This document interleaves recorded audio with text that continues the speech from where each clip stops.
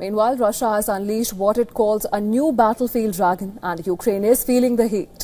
ዩክሬን በጄኔቫ ስዊዘርላንድ የሚደረገው ድርድር የሚያመጣው ውጤት ለሩሲያና ዩክሬን መሪዎች ቀጥተኛ ውይይት እንዲኖራቸው መንገድ ይከፍታል የሚል ተስፋ እንዳላት አስታውቃለች። ውይይቱ ይደረጋል የተባለውም ሩሲያ በኪየቭ ላይ የሚሳኤልና የድሮን ናዳ እያወረደች ዩክሬንም ያጸፋ ምላሽ እየሰጠች ባለችበት ወቅት ነው። ከባድ ኬሚካል በሚመረትበት በሩሲያ ስሞልንስክ ግዛት ዶሮጉቡዝ አካባቢ የሰው አልባ አውሮፕላን ጥቃት ፈጽማለች።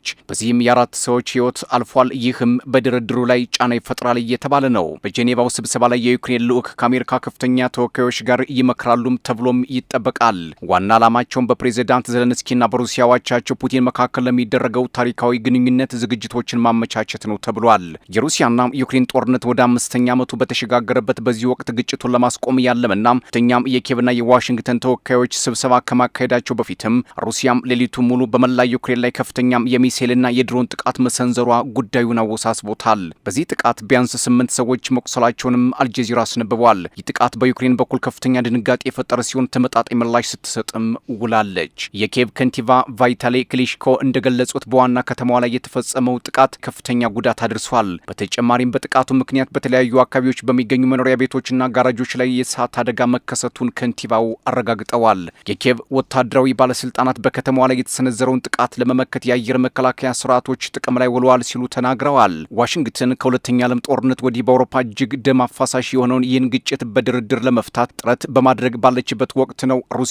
ባለፉት የክረምት ወቅቶች የዩክሬን ከተሞች በሚሳኤልና በድሮን ስትደበድብም የከረመችው። በተጨማሪም ሩሲያም የሲቪል የኃይል መሰረተ ልማቶችን ኢላማ ያደረገ ተከታታይ የሌሊት ጥቃቶችን በዩክሬን ላይ እየሰነዘረች የምትገኘው። ጥቃቶቹ በካርኪቭ በዛፖሮጂያና በዲኒፕሮ ክልሎች መካሄዳቸውንም የኤፍፒ ዘገባ አሳይቷል። እንዲሁም በዲኒፕሮ ክልል ተጨማሪ ጥቃቶች መድረሳቸውም ታውቋል።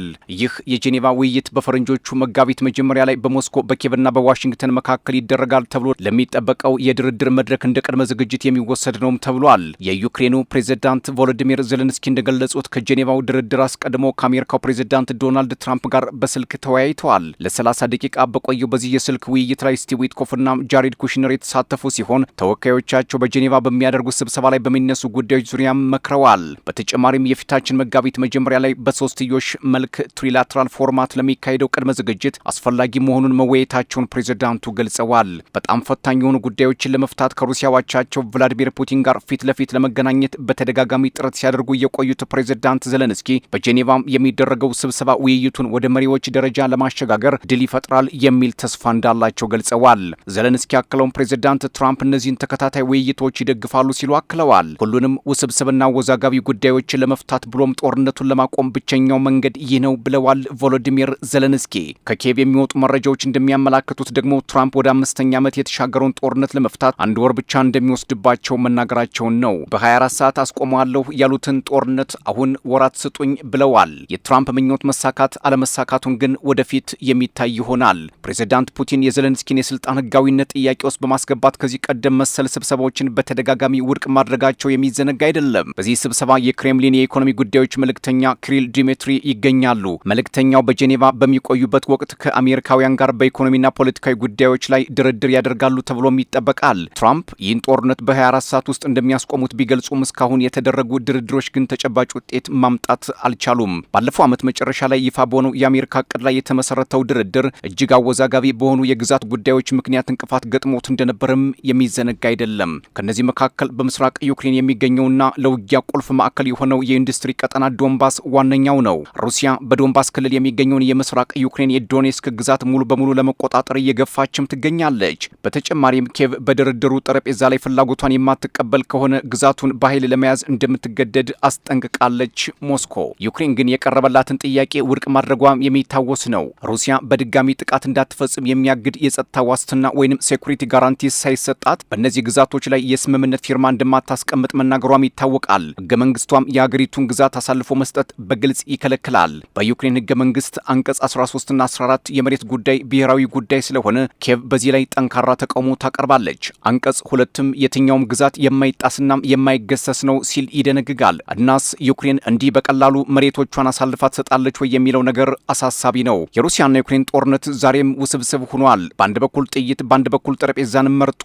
ዛሬም በተለያዩ ቦታዎች በሁለቱም ወገን ጦርነቱ እንደቀጠለ ነው። የኔቶ ጣልቃ ገብነት ለዚህ ጦርነት መባባስ እንደ ምክንያት እንደሆነም የክሬምሊን ባለስልጣናት በተደጋጋሚ መናገራቸው የሚዘነጋ አይደለም። ባለፉት ቀናት ኔቶ በኢስቶኒያም የጦር መሳሪያ የሚያሰፍር ከሆነ የኒውክሌር ኢላማ ልትሆን እንደምትችል አስጠንቅቀዋል።